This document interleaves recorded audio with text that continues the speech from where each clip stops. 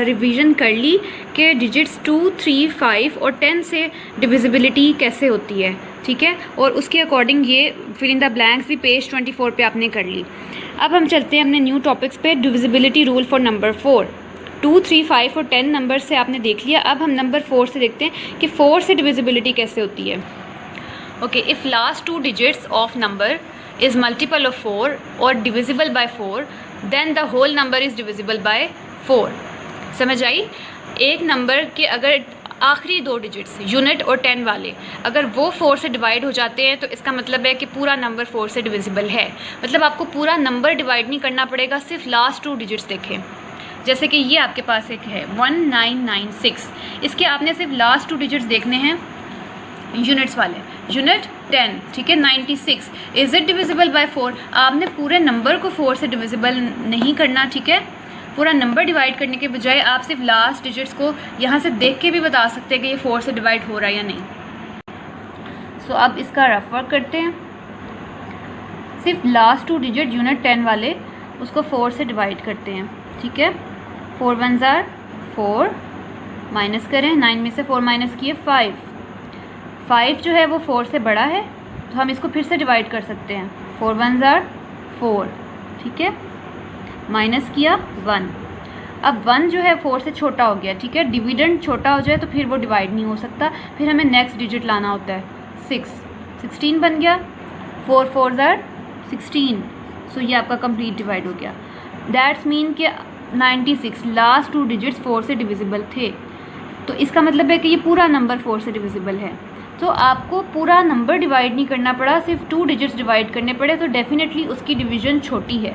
अगर आप इस पूरे नंबर की डिवीज़न करेंगे तो वो लेंथी प्रोसेस होगा, ठीक है। सो आप डिवाइड कर लें, यहाँ आपको देख के भी पता चल सकता है कि yes it is divisible by 4 because and पे आपका इवन नंबर आ रहा है, ठीक है। सो इसका आंसर आपने ऐसे ही लिखना है फिर कि 1996 is divisible by 4 because 96 is divisible by 4। जो लास्ट 2 डिजिट्स है 96 वो डिवाइड हो रहे हैं 4 से, तो दैट्स मीन कि पूरा नंबर डिवाइड हो रहा है। सो 4 से कौन सा नंबर डिवाइड होगा, समझ आ गई आपको? अब आपकी पेज 28 एक्सरसाइज 2A में fill in the blanks, true false और MCQs में बहुत से ऐसे क्वेश्चन है कि 4 से डिविजिबल हो रहा है या नहीं। सो अब आप उसको ऐसे बता सकते हैं। इसके अलावा question number 4 page number 29, which of the following numbers are divisible by 4, ठीक है। और मैंने इसका फर्स्ट पार्ट आपको करके दिखाया है, बाकी के पार्ट्स आप करेंगे। इसके लास्ट 2 डिजिट्स देखेंगे कि ये 4 से डिवाइड हो रहा है, so yes this number is divisible. अगर नहीं हो रही लास्ट 2 डिजिट्स 4 से डिवाइड तो आपने कहना है कि no this is not divisible, ठीक है। ओके, अब हम नेक्स्ट रूल पे जाते हैं, रूल फॉर नंबर 6 कि 6 से कौन से नंबर डिविजिबल हैं। डिवाइड किए बगैर कैसे पता चलेगा कौन सा नंबर 6 से डिवाइड होता है या नहीं। If number is divisible bye 2, अगर आपका वो नंबर 2 से डिविजिबल है और sum of numbers is multiple of 3 और उस नंबर के डिजिट्स को आपस में प्लस करने से वो 3 से डिवाइड होता है, तो फिर वो नंबर 6 से डिविजिबल है। इसका क्या मतलब है कि इस 6 के रूल में आपके rule number 2 rule number 3 use होंगे। 2 से डिविजिबिलिटी का रूल और 3 से डिविजिबिलिटी का रूल, वो दोनों रूल अगर प्रूव करेंगे तो फिर आप कहते हैं कि ये 6 से डिविजिबल है, ठीक है। ओके, अब ये एग्जाम्पल करते हैं। आपकी एक्सरसाइज का क्वेश्चन नंबर 5 47018, ये नंबर 6 से डिविजिबल है। सबसे पहला रूल हमने देखना है कि ये 2 से डिविजिबल है या नहीं। अब आप मुझे बताएंगे 2 से डिविजिबल है, उसका क्या रूल पढ़ा था? इसमें हमने पढ़ा था कि यूनिट प्लेस पे आपका इवन नंबर होना चाहिए, ठीक है। तो आपके इस नंबर में यूनिट प्लेस में इवन नंबर है, yes 8 is an even number, so it is a divisible by 2, ठीक है। सो सिंपली आपने ये देखना है कि ये पूरा नंबर इवन नंबर है या नहीं।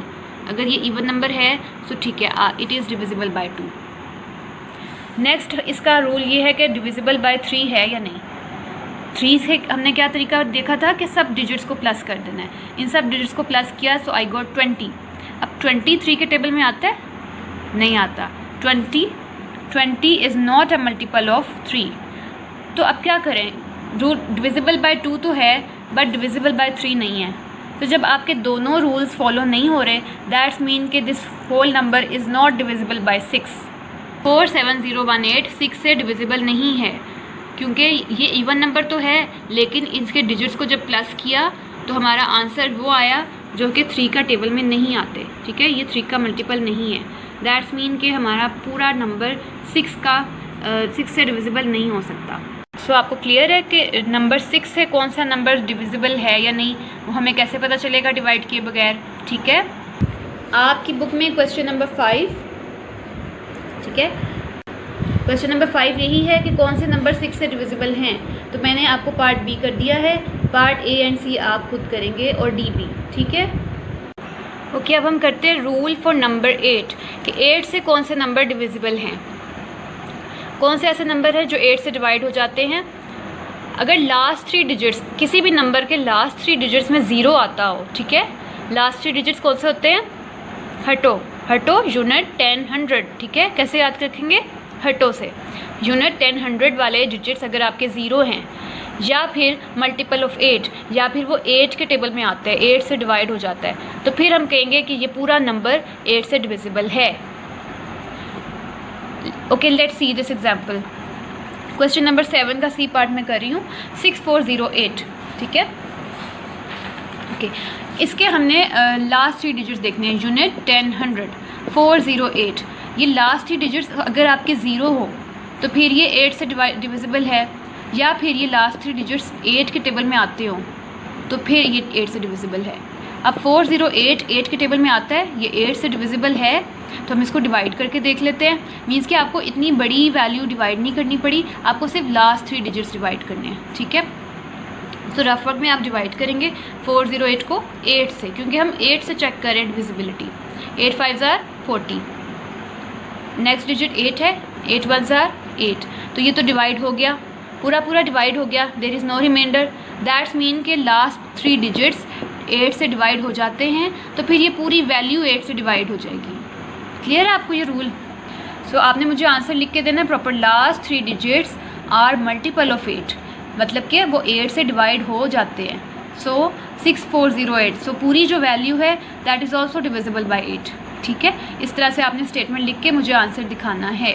ओके, सो पेज नंबर 29 पे क्वेश्चन नंबर 7 है कि 8 से डिविजिबिलिटी चेक करनी है। क्वेश्चन नंबर 7 का एक पार्ट मैंने कर लिया है, अब बाकी के पार्ट्स आप करेंगे, ठीक है, उसी रूल को फॉलो करते हुए। ओके, नेक्स्ट है डिविजिबिलिटी बाय 9। 9 से कौन से नंबर डिवाइड होते हैं, इसका क्या रूल है। If sum of digits of number, एक नंबर के अगर सब डिजिट्स का हम सम लें, उनको प्लस करें, तो हमारे पास मल्टीपल ऑफ 9 आ जाए। मीन्स के जो आंसर आए वो 9 से डिविजिबल हो, 9 के टेबल में आता हो, दैट्स मीन के वो नंबर 9 से डिविजिबल है।